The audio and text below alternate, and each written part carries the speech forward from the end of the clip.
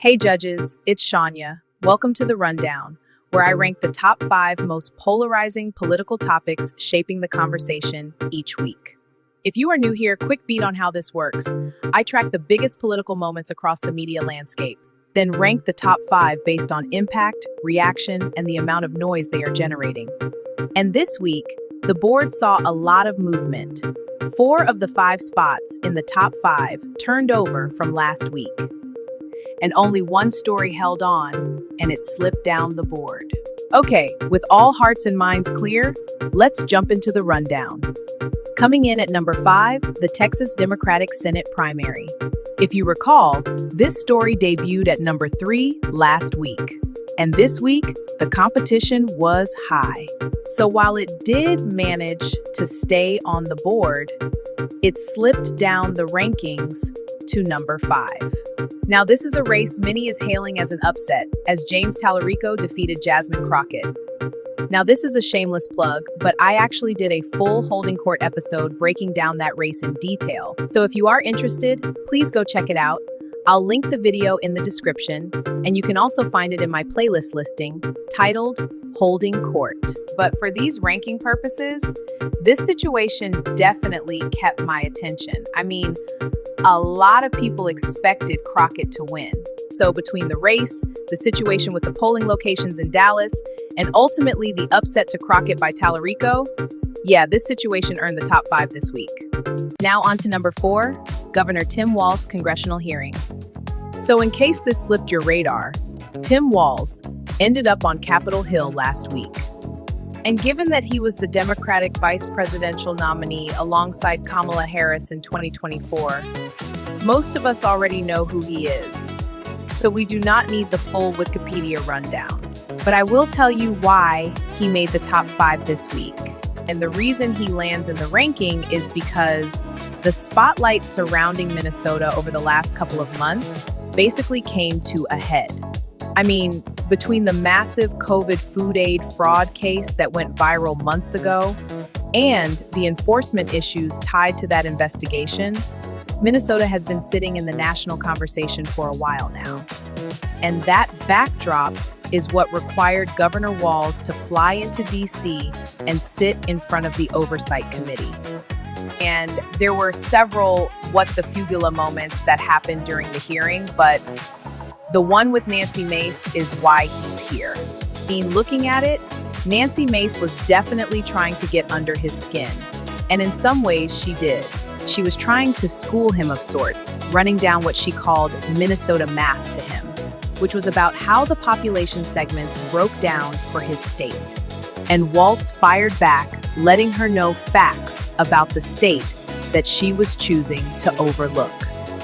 Like the fact that Minnesota children are 4th in education, and the children are fed because they have free school lunch across the state. And after the hearing, Walz wasn't finished.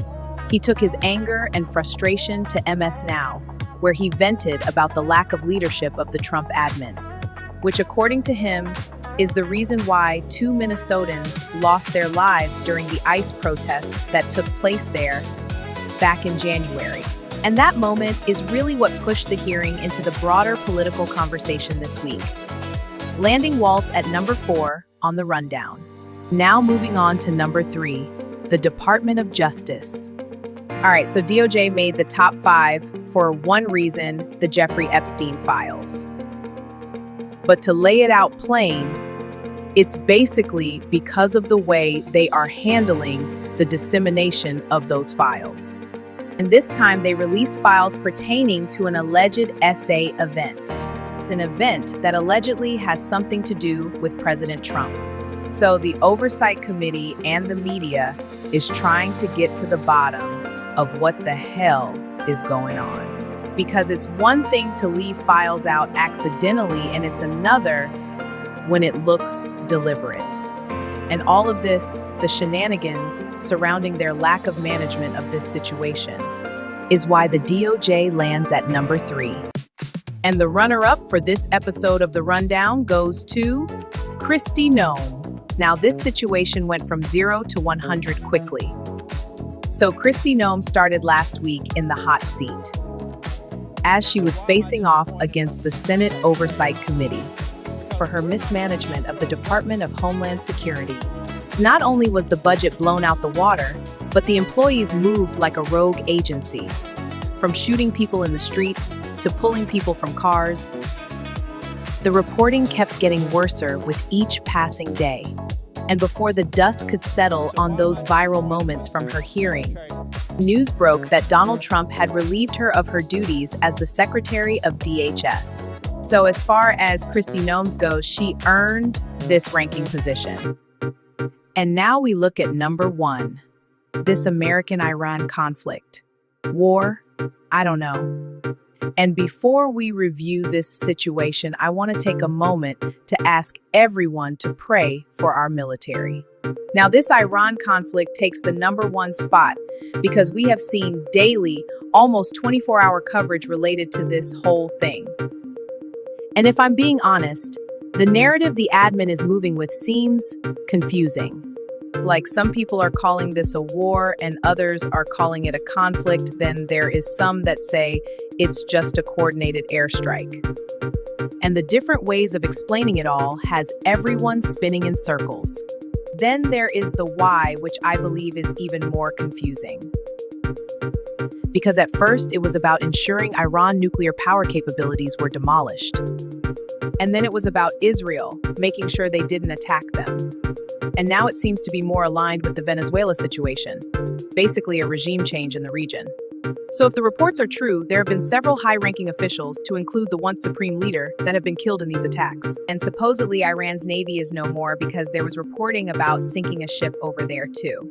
And on our side, to date there has been 6 service people that lost their lives, along with a friendly fire incident that resulted in the loss of 3 F-15s, but the pilots were reported safe.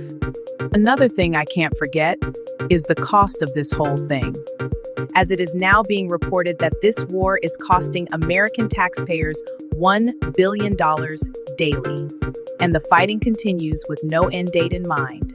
So this is why the US-Iran conflict earns the number 1 spot in this episode of The Rundown.